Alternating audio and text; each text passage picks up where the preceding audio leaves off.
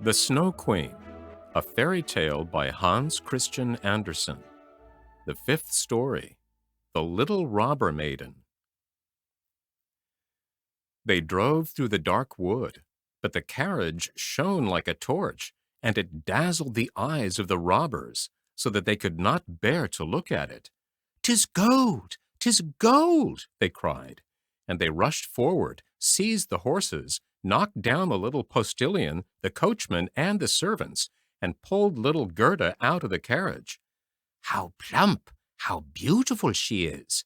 She must have been fed on nut kernels," said the old female robber, who had a long scrubby beard and bushy eyebrows that hung down over her eyes. "She is as good as a fatted lamb. How nice she will be!" And then she drew out a knife, the blade of which shone so that it was quite dreadful to behold. "Oh!" cried the woman at the same moment. She had been bitten in the ear by her own little daughter, who hung at her back, and who was so wild and unmanageable that it was quite amusing to see her. "You naughty child!" said the mother, and now she had not time to kill Gerda.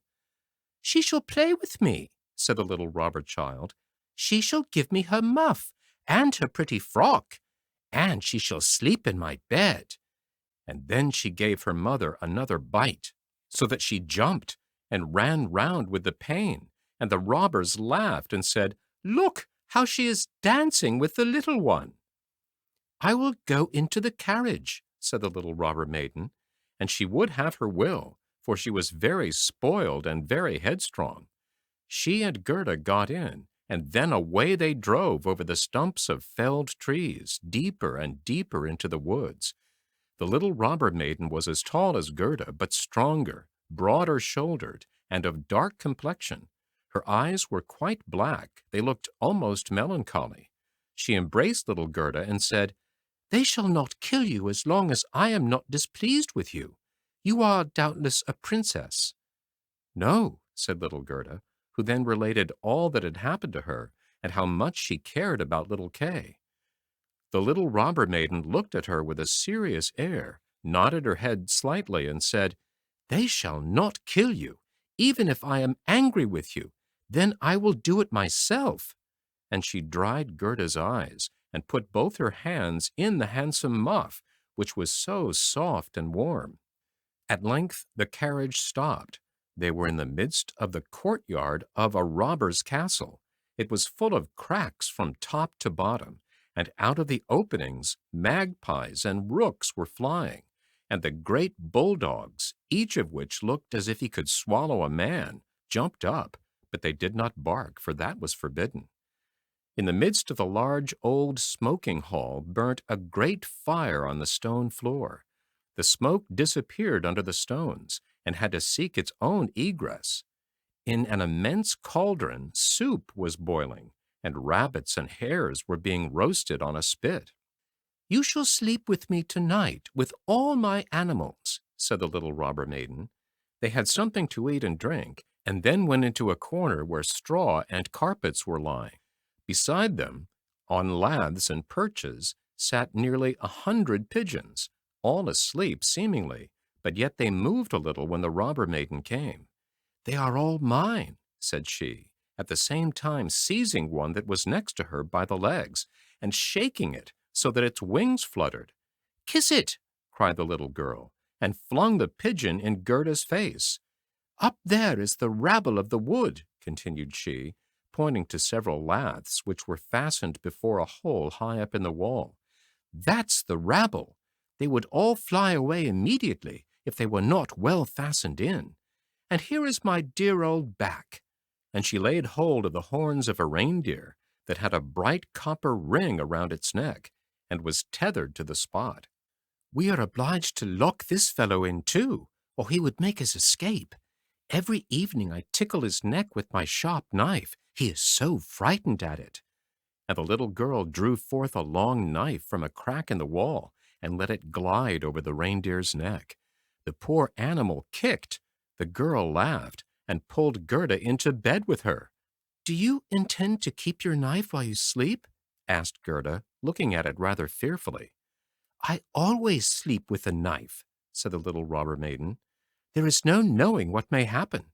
But tell me now, once more, all about little Kay, and why you have started off in the wide world alone.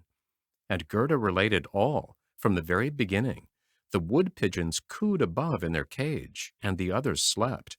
The little robber maiden wound her arm round Gerda's neck, held the knife in the other hand, and snored so loud that everybody could hear her. But Gerda could not close her eyes, for she did not know whether she was to live or die. The robbers sat round the fire, sang and drank, and the old female robber jumped about so that it was quite dreadful for Gerda to see her. Then the wood pigeon said, "Coo! Coo! We have seen little Kay. A white hen carries his sledge. He himself sat in the carriage of the Snow Queen, who passed there, down just over the wood as we lay in our nest. She blew upon us young ones, and all died except we two. Coo! Coo!" "What is that you say up there?" cried little Gerda. "Where did the Snow Queen go to? Do you know anything about it?" "She is no doubt gone to Lapland, for there is always snow and ice there. Only ask the reindeer, who is tethered there." "Ice and snow is there.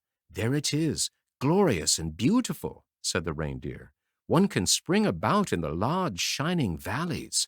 The Snow Queen has her summer tent there, but her fixed abode is high up towards the North Pole, on the island called Spitzbergen."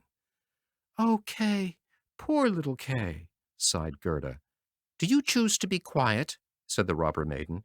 "If you don't, I shall make you." In the morning Gerda told her all that the wood pigeons had said, and the little maiden looked very serious, but she nodded her head and said, "That's no matter, that's no matter.